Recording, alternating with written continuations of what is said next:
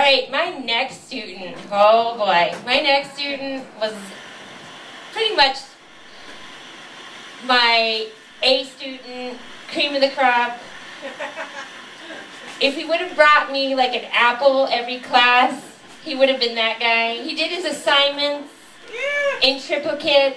I think maybe he did other comedians' assignments and charged them for it. But it's been truly a joy and a pleasure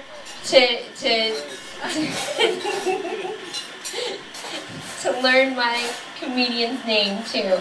Please give a warm welcome for Ira Bershatsky.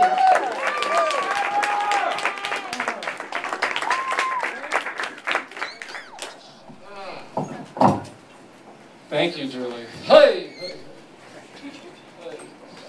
Well, it's a pleasure to be here at the Coffee Gallery this evening, and Grace, I love that button story. Every time I hear it, I just love it even more. It just gets better and better. It really does. So my loved ones are here tonight. See, my wife, my 8-year-old son, my 4-year-old daughter. Well, actually, not all my loved ones are here tonight. My mistress couldn't make it. But I love my family, and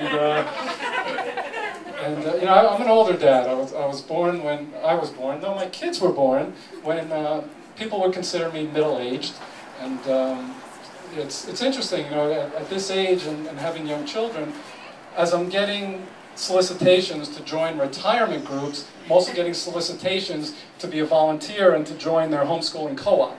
So that gets a little confusing at times. But they were born here in California, and I was born in New York, or New York.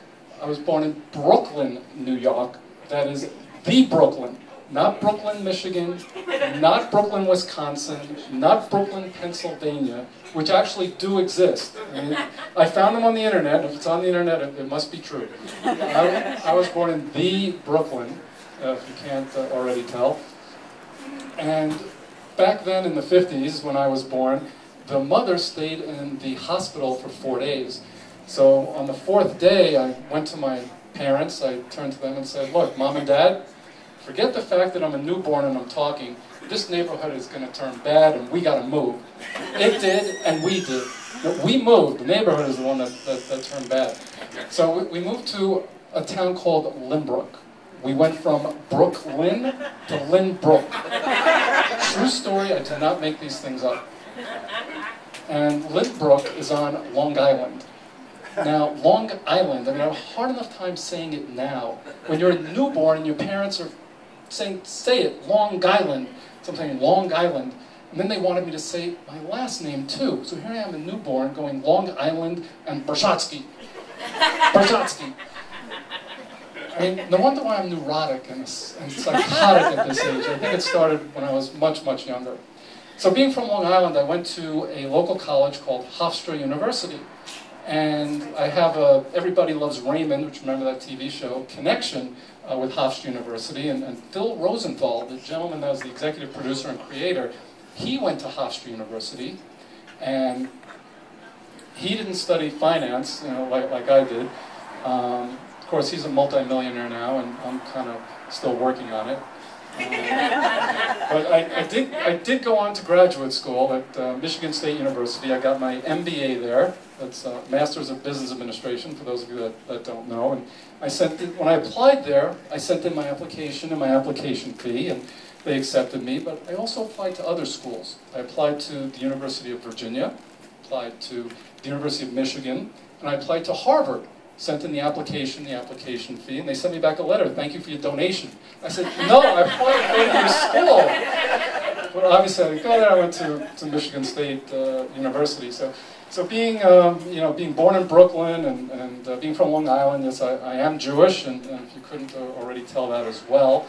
But, you know, Jewish people, there's a stereotype, and we're known, you know, for trying to get the best deals, trying to go for money, and we have big noses. Well, of course we have big noses. The air is free. I mean,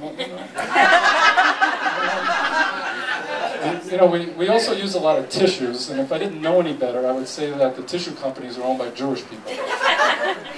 But when it came time for me to go forth and get that money and get those good deals, you know, with my big nose, I must have had a cold because, you know, I'm still working on it. And, besides doing all that, I'm also a bodybuilder. And now there's a short book for you, right? Jewish bodybuilders. That's like not even a paragraph, I think. So you know, I tell people I'm a bodybuilder, and they go, "Oh yeah, well I go to the gym, I work out." So they're like, "Work out? And that's something you do in a relationship. You don't go to the gym to do that." And you know, with this mistress thing, I think I'm gonna have some working out to do later. But I say, you know, I do weight training, or I do, you know, bodybuilding, and they still look at me and they go, "Well, whose body are you building?" And I look back at them and go, "Obviously not yours." Depending on who it is. And you know, entering a bodybuilding competition, which I have a couple of times, it's really hard it takes a lot of, to get to be first place. I mean, it takes a lot of dedication, there's a lot of perseverance, a lot of concentration, and the hope that no other competitors show up. But it's a lot of fun, you know, doing the bodybuilding and you know, growing the muscles. And but the thing is, the judges always are, you know, they're looking for the biggest muscles. Now, what if they went for the smallest muscles? Look at this, the body of a champion. Only if they knew, you know, to do that and go for the smallest muscles. But I'm also, you know, for work, I'm a stockbroker. And people look at me and they talk to me and, you know, they like me and they go, you know, you look trustworthy, you look honest, you know, would you like to manage our money? And I go, look, you know, I am trustworthy and honest, and you can trust me to honestly overtrade your account. Hey, I've got bills to pay, a mistress, you know, I've got expenses, but they still want me to manage their money. And I say, look, I don't work with individuals. I work with money managers, other broker-dealers, what's called institutions. I say, if you still want me to manage your money, you should be in an institution. And they still want me to manage their money. So they say, look, how do I get $1 million in an account with you? I go, start with $2 million. They still want me to manage their money. Finally, I say, all right, look, let me give you some advice. Put your money in the mattress. My mattress. And they still, I have to chase them away. I mean, they don't get it finally. A couple of weeks ago, actually, in downtown Los Angeles, I had a business appointment. It was about 7 a.m. business appointment, and the gentleman I was meeting was named Bob. And I got there 5 to 7, because you know you want to go to the bathroom first. And the bathroom happened to be just outside where the reception area is. So as I'm walking to the bathroom, I see the door start to close. Somebody had just gone in there. You know that was Bob. Had to be Bob. So I go in there and I look and it's quiet. There's nobody in there. Can't see anybody. Can't hear anything. So I go to the standing area to do my thing.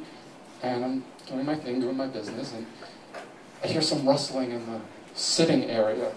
And then I hear the toilet flush. And I go, I know it's Bob. I go, you don't want to meet the person for the first time in the bathroom. It's too awkward. So I quickly go, finish my business. I go wash my hands. And I go outside to the reception area. So I go to the receptionist. I say, I have a 7 o'clock appointment with Bob. And she goes, well, Bob's not at his desk. He must be getting coffee. I said, no, he's not. He's indisposed. He's not in the getting coffee. And I said, can you please tell him that Ira Bershatsky is here? She goes, Ira Bershatsky. I said, lady, are you sneezing or are you dissing my name? So finally she said, you know, please have a seat. So not a minute later, Bob walks in, and I knew that was him in the bathroom. You know, the shirt is neat, it's tucked in, the pants are up, and he, you know, comes, and I recognized him from the internet, because I saw him on the picture on the internet, and he comes up to me, I go, Bob? He said, yeah, he comes up to me and puts out his hand, and I was very brave. I shook it. Thank you. Thank you.